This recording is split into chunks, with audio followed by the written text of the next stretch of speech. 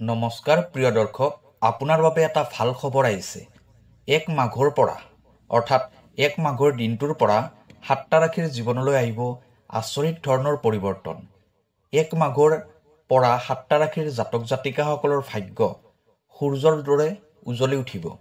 ধন সম্পত্তি, সুখ সমৃদ্ধি, নাম যশ বৃদ্ধি হ'বলৈ ধৰিব এই দিনটোৰ পৰা।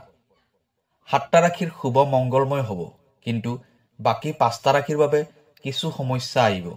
কোনকেইটা ৰাশিৰ বাবে অত্যন্ত শুভ হ'ব আৰু কোনকেইটা ৰাশিৰ বাবে কিছু অশুভ হ'ব, আজিৰ ভিডিঅ'টোত এই সকলোবোৰ কথা আলোচনা কৰা হ'ব। সেয়েহে ভিডিঅ'টো স্কিপ নকৰাকৈ শেষলৈ চাই থাকিব। প্ৰিয় দৰ্শক, আছামিজ এষ্ট্ৰলজীলৈ আপোনাক স্বাগতম জনাইছোঁ। মই এষ্ট্ৰলজাৰ ধীৰাজ শৰ্মা। ভিডিঅ'টো শ্বেয়াৰ কৰি দিব আৰু কমেণ্টত লিখিব জয় মা লক্ষ্মী, জয় শনিদেৱ। প্ৰিয় দৰ্শক, যদি আপোনাৰ ব্যক্তিগতভাৱে কিবা সমস্যা হৈ আছে, তেনেহ'লে ভিডিঅ'ৰ স্ক্ৰীণত দিয়া নম্বৰত আমাৰ সৈতে যোগাযোগ কৰিব। আমি আপোনাৰ সমস্যাসমূহ সমাধান কৰিবলৈ চেষ্টা কৰিম। এতিয়া ভিডিঅ'ৰ পৰৱৰ্তী অংশলৈ যাওঁ। প্ৰথমতে আমি জানি ল'ম 1 মাঘৰ পৰা কোনকেইটা ৰাশি অধিক ভাগ্যশালী হ'ব। প্ৰথম ৰাশিটো হ'ল কন্যা ৰাশি। মাঘৰ 1 তাৰিখৰ পৰা কন্যা ৰাশিৰ জাতক জাতিকাসকলে মা লক্ষ্মী আৰু শনিদেৱৰ পৰম কৃপাদৃষ্টি লাভ কৰিব। মা লক্ষ্মী আৰু শনিদেৱৰ পৰম কৃপাত কন্যা ৰাশিৰ জাতক জাতিকাসকলৰ সকলো ফালে শুভ মংগলময় হ'ব। যিকোনো কামতেই তেওঁলোকে সফলতা প্ৰাপ্তি কৰিব পাৰিব। আৰ্থিক সমস্যা, অশান্তি, ৰোগ ব্যাধি এই সকলোবোৰৰ পৰা মুক্তি লাভ কৰিব পাৰিব। কাম কাজৰ ক্ষেত্ৰত হৈ থকা বাধাবোৰ আঁতৰি যাব। চাকৰি তথা ব্যৱসায়ৰ ক্ষেত্ৰত ইমান দিনে যিবোৰ সমস্যা হৈ আছিলে, এই সকলোবোৰ সমস্যা আঁতৰি যাব। শনিদেৱৰ পৰম কৃপাত কৰ্মৰ ক্ষেত্ৰত যথেষ্ট উন্নতি কৰিব পাৰিব। লগতে যিসকল জাতক জাতিকাৰ এতিয়াও কোনো কৰ্মসংস্থাপন হোৱা নাই, তেওঁলোকৰো কৰ্মসংস্থাপন হ'ব শনিদেৱৰ পৰম কৃপাত। চাকৰি কৰি থকা জাতক জাতিকাসকলৰ চাকৰিত পদোন্নতি হোৱাৰ যোগ দেখা যায়। 1 মাঘৰ এই দিনটোৰ পৰাই কন্যা ৰাশিৰ জাতক জাতিকাসকলে জীৱনত আচৰিত ধৰণৰ পৰিৱৰ্তন হোৱা দেখিবলৈ পাব। মা লক্ষ্মী, শনিদেৱ তথা ভগৱান শিৱৰ কৃপাত কন্যা ৰাশিৰ জাতক জাতিকাৰ ঘৰলৈ সুখ শান্তি সমৃদ্ধিৰ আগমন হ'ব। যদি কোনোবা কন্যা ৰাশিৰ জাতক জাতিকাই ঘৰ মাটি যান বাহন ক্ৰয় কৰিম বুলি ভাবি আছে, তেনেহ'লে 1 মাঘৰ পিছৰ পৰা আপোনাৰ বাবে অত্যন্ত শুভ সময় হ'ব। মা লক্ষ্মী আৰু শনিদেৱ আপোনাৰ প্ৰতি অধিক পৰিমাণে সন্তুষ্ট হৈ থাকিব। সেয়েহে এই সময়খিনি আপোনাৰ বাবে অত্যন্ত লাভজনক সময় হ'ব। সময় আপোনাৰ লগত আছে, সেইবাবে সঠিকভাৱে এই সময় ব্যৱহাৰ কৰিব। দ্বিতীয় ভাগ্যশালী ৰাশিটো হ'ল তুলা ৰাশি। মাঘৰ 1 তাৰিখৰ পৰা তুলা ৰাশিৰ জাতক জাতিকাসকলৰ ওপৰত মা লক্ষ্মী আৰু শনিদেৱৰ বিশেষ কৃপাদৃষ্টি থাকিব। মা লক্ষ্মীৰ কৃপাত আপুনি এই সময়খিনিৰ ভিতৰত এটা শুভফল দেখিবলৈ পাব। আগৰ পৰা যদি আপোনাৰ বহুত ধাৰ ঋণ হৈ আছিল, সেইবোৰ আপুনি এই সময়খিনিৰ ভিতৰত পৰিশোধ কৰিব পাৰিব। আগতে কৰি অহা পৰিশ্ৰমৰ ফল আপুনি এই সময়খিনিৰ পৰা পাবলৈ আৰম্ভ কৰিব। বহুত চেষ্টা কৰিও যদি আপুনি সফল হ'ব পৰা নাছিল, সকলো কামতে আপোনাৰ বাধা আহি আছিল, এই সকলোবোৰৰ পৰা আপুনি পৰিত্ৰাণ পাব পাৰিব। ইয়াৰ উপৰি মাঘৰ 1 তাৰিখৰ পৰা আপুনি যি কামতে হাত দিব, সেই কামতে আপুনি সফলতা লাভ কৰিব পাৰিব।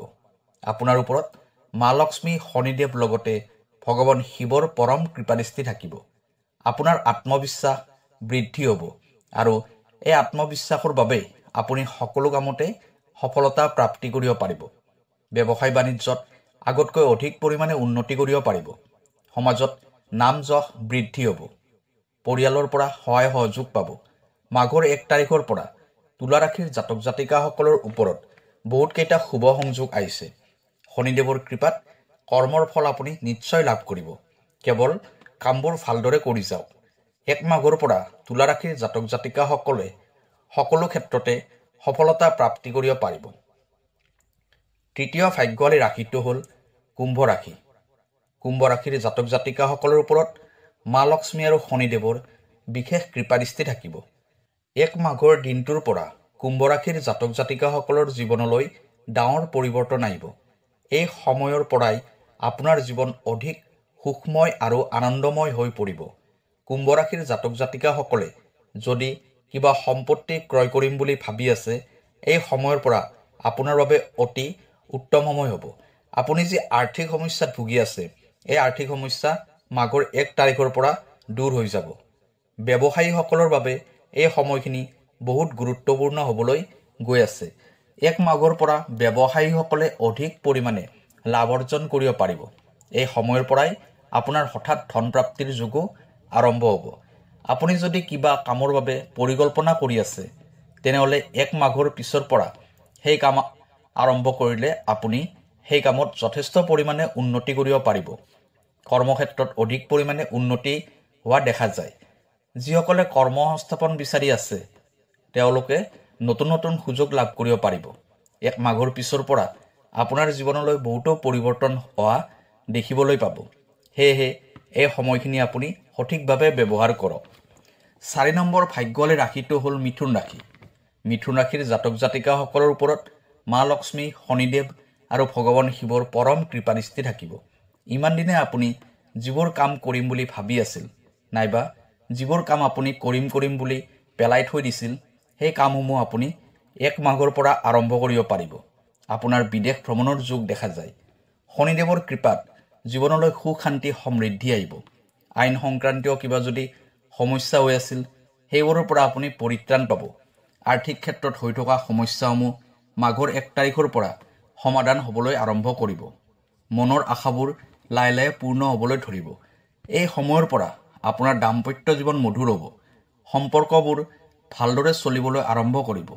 সম্পৰ্কৰ মাজত চলা ভুল বুজাবুজিবোৰ আঁতৰি যাব। 1 মাঘৰ পৰা চাকৰিৰ বাবে চেষ্টা কৰি থকা জাতক জাতিকাসকলে চাকৰি প্ৰাপ্তিৰ যোগ দেখা যায়। এই সময়খিনিৰ পিছৰ পৰা আপোনাৰ জীৱনলৈ এটা ডাঙৰ পৰিৱৰ্তন আহিব। সকলো ফালৰ পৰা সুখৰ খবৰ বাতৰি আহিব। 5 নম্বৰ ভাগ্যৱালী ৰাশিটো হ'ল মেষ ৰাশি। 1 মাঘৰ পৰা মেষ ৰাশিৰ জাতক জাতিকাসকলৰ মনত থকা বেয়া চিন্তাবোৰ আঁতৰি যাব। নতুন উৎসাহেৰে কামবোৰ কৰিব পাৰিব। জীৱনত ভালদৰে আগবাঢ়ি যাব পাৰিব। 1 মাঘৰ পৰা মেষ ৰাশিৰ জাতক জাতিকাসকলৰ জীৱনত শুভ সংযোগ ঘটিব। শনিদেৱ আৰু ভগৱান শিৱৰ কৃপাত মেষ ৰাশিৰ জাতক জাতিকাসকলৰ সমস্ত দুখ কষ্ট দূৰ হ'ব। এই সময়ছোৱাত আপোনাৰ জীৱনলৈ অধিক পৰিমাণে ধনৰ আগমন হ'ব। নতুন ব্যৱসায় কৰিম বুলি যদি ভাবি আছে, সেই ব্যৱসায়ত আপুনি সফলতা প্ৰাপ্তি কৰিব পাৰিব। 1 মাঘৰ পৰা মেষ ৰাশিৰ জাতক জাতিকাসকলৰ আৰ্থিক দিশটো যথেষ্ট পৰিমাণে টনকিয়াল হ'ব। নতুন যি কাম হাতত ল'ব, সেই কামত সফলতা প্ৰাপ্তি কৰিব পাৰিব। ঘৰলৈ সুখ শান্তি সমৃদ্ধিৰ আগমন হ'ব। জীৱনৰ পৰা দুখ দৰিদ্ৰতা আঁতৰি যাব। এই সময়ছোৱাৰ পৰা মেষ ৰাশিৰ জাতক জাতিকাসকলে মনে বিচৰা চাকৰি লাভ কৰিব পাৰিব। 6 নম্বৰ ভাগ্যৱালী ৰাশিটো হৈছে সিংহ ৰাশি। 1 মাঘৰ পৰা সিংহ ৰাশিৰ জাতক জাতিকাসকলৰ ওপৰত মা লক্ষ্মী আৰু শনিদেৱৰ পৰম কৃপাদৃষ্টি থাকিব। সিংহ ৰাশিৰ জাতক জাতিকাসকলৰ আৰ্থিক স্থিতি মজবুত হ'ব। 1 মাঘৰ পৰা আপোনাৰ বাবে অত্যন্ত শুভ সময় আৰম্ভ হ'বলৈ গৈ আছে। সকলো ফালৰ পৰা আপোনাৰ জীৱনলৈ সুখ শান্তি সমৃদ্ধি আহিব। জীৱনত কোনো বস্তুৰে অভাৱ নাথাকিব। 1 মাঘৰ পৰা শনিদেৱৰ বিশেষ কৃপাদৃষ্টি সকলোতকৈ অধিক সিংহ ৰাশিৰ ওপৰতে থাকিব। ইমান দিনে আপুনি কৰি থকা কামবোৰত যদি একো শুভ ফল পোৱা নাছিল, তেনেহ'লে এই 1 মাঘৰ পৰা আপোনাৰ শুভ সময় আৰম্ভ হ'ব। আপুনি সকলো কামতে সফলতা অৰ্জন কৰিব পাৰিব। জীৱনত হৈ থকা সকলোবোৰ বাধা আঁতৰি যাব। আপুনি যি কামেই কৰিব, এই সকলোবোৰ কামতে সফলতা প্ৰাপ্তি কৰিব পাৰিব। সিংহ ৰাশিৰ জাতক জাতিকাসকলৰ শিক্ষাৰ ক্ষেত্ৰতো যথেষ্ট পৰিমাণে উন্নতি হোৱা দেখা যায়। এই 1 মাঘৰ পৰা আশা কৰা মতে ফলাফল লাভ কৰিব পাৰিব। এই সময়খিনিৰ পৰা সন্তান প্ৰাপ্তিৰো যোগ দেখা যায়। 7ম ভাগ্যৱালী ৰাশিটো হৈছে বৃশ্চিক ৰাশি। 1 মাঘৰ পৰা বৃশ্চিক ৰাশিৰ জাতক জাতিকাসকলৰ ওপৰত মা লক্ষ্মী আৰু শনিদেৱৰ বিশেষ কৃপাদৃষ্টি থাকিব। 1 মাঘৰ পৰা বৃশ্চিক ৰাশিৰ জাতক জাতিকাৰ বাবে অত্যন্ত শুভ সময় আৰম্ভ হ'ব। এই সময়খিনিৰ পৰা আপুনি আপোনাৰ জীৱনত বহুতো পৰিৱৰ্তন হোৱা দেখিবলৈ পাব। যদি ইমান দিনে আপুনি যিকোনো কামতে সফল হ'ব পৰা নাই, তেনেহ'লে 1 মাঘৰ পিছৰ পৰা আপোনাৰ জীৱনৰ পৰা সকলোবোৰ বাধা আঁতৰি যাব। আপুনি সকলোবোৰ সমস্যাৰ সঠিক সমাধান বিচাৰি পাব। যি কাম হাতত ল'ব, সেই কামতে আপুনি সফলতা লাভ কৰিব পাৰিব। 1 মাঘৰ পৰা বৃশ্চিক ৰাশিৰ জাতক জাতিকাসকলৰ জীৱনটোৱে এটা নতুন গতি ল'ব। আপোনাৰ জীৱনলৈ এটাকৈ নতুন নতুন সফলতা আহি থাকিব। এই সময়খিনি সঠিক ৰূপত ব্যৱহাৰ কৰাটো আপোনাৰ বাবে বহুত প্ৰয়োজনীয়। নতুন কামত জড়িত হ'লে শুভফল পাবলৈ সক্ষম হ'ব। ব্যৱসায়ৰ ক্ষেত্ৰত অধিক পৰিমাণে উন্নতি কৰিব পাৰিব। সাংসাৰিক জীৱনৰ ক্ষেত্ৰত হৈ থকা সমস্যাবোৰ দূৰ হ'ব। পৰিয়ালৰ সদস্যসকলৰ মাজত হোৱা ভুল বুজাবুজিবোৰ দূৰ হ'ব। 1 মাঘৰ পৰা এই 7টা ৰাশিৰ জীৱনলৈ বিশেষ পৰিৱৰ্তন হ'বলৈ গৈ আছে। প্ৰিয় দৰ্শক, ভিডিঅ'টো কেনেকুৱা লাগিলে জনাব। কাইলৈ আকৌ লগ পাম। ধন্যবাদ।